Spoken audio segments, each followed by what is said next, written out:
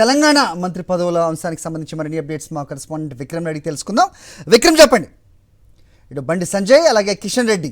So Kishan రెడ్డికి మరోసారి మంత్రి పదవి అవకాశం, బండి సంజయ్కు మంత్రి పదవితో ఆయన్ని నిజంగా సత్కరించినట్టే అనుకోవాలి. ఆయన నిజంగా రాష్ట్రంలో కష్టపడిన దానికి, ఆ తర్వాత నెలకొన్న పరిణామాలకి. అయితే మిగతా క్యాండిడేట్స్ అంశమే ఇప్పుడు ఎక్స్పాన్షన్లో ఉంటుందా వాళ్ళ పేర్లు అనేది రావాల్సిన అవసరం ఉంది, క్లారిటీ.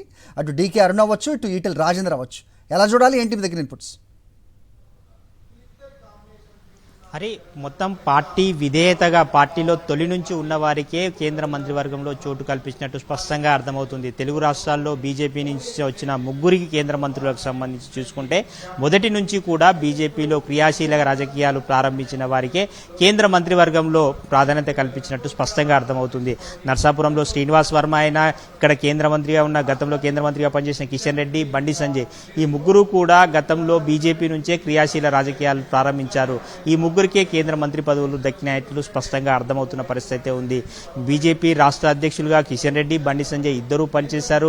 బండి సంజయ్ పనిచేసిన తర్వాత బండి సంజయ్ రాష్ట్ర అధ్యక్ష పదవి నుంచి తొలగించిన తర్వాత కేంద్ర జాతీయ ప్రధాన కార్యదర్శిగా కూడా బాధ్యతలు అప్పగించడం జరిగింది. అయితే అప్పట్లోనే కేంద్ర మంత్రిగా బాధ్యతలు అప్పగిస్తారన్న ఒక ప్రచారం జరిగింది. అయితే అది ఇప్పుడు బండి సంజయ్కి ఈ కేంద్ర మంత్రివర్గంలో ఇప్పుడు చోటు కల్పించడం జరిగింది.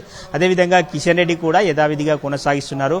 అదేవిధంగా మనం చూసుకోవచ్చు డీకే అరుణ కానీ ఈటెల రాజేందర్లో, ఈ ఇద్దరిలో ఇప్పుడు రాష్ట్ర అధ్యక్ష బాధ్యతలు ఎవరికి ఇస్తారో అన్నది ఒక సస్పెన్స్ అయితే కొనసాగుతున్న పరిస్థితి ఉంది. పార్టీ రాబోయే రోజుల్లో స్థానిక సంస్థల ఎన్నికలు జరగబోతున్నాయి. స్థానిక సంస్థల ఎన్నికల్లో బీజేపీ గట్టి పోటీ ఇస్తేనే రాబోయే అసెంబ్లీ ఎన్నికల్లో ఖచ్చితంగా అధికారంలోకి వస్తామనే ఒక నమ్మకం ఉన్న నేపథ్యంలో ఈ బీజేపీ ఏ విధంగా ముందుకు వెళ్ళబోతుంది, బీజేపీ రాష్ట్ర అధ్యక్ష బాధ్యతలు ఈటెల రాజేందర్కి ఇస్తారా, డీకే అరుణకి ఇస్తారా అన్నది ఒక సస్పెన్స్ అయితే కొనసాగుతున్న పరిస్థితి ఉంది. మొత్తంగా మనం చూసుకోవచ్చు విధేయతకే పార్టీ ఈసారి పత్తం కట్టినట్టు, పార్టీలో తొలి నుంచి క్రియాశీల రాజకీయాల్లో ఉన్నవారికే కేంద్ర మంత్రివర్గంలో చోటు కల్పించినట్లు స్పష్టంగా అర్థమవుతున్న పరిస్థితి ఉంది. అయితే ఇప్పుడు డీకే అరుణకు, ఈటెల రాజేందర్ ఈ ఇద్దరిలో ఎవరిని పార్టీ అధ్యక్ష బాధ్యతలు వరించబోతున్నాయనేది మాత్రం కొంత సస్పెన్స్ అయితే నెలకొందని చెప్పుకోవచ్చు. హరి. ఓకే విక్రమ్.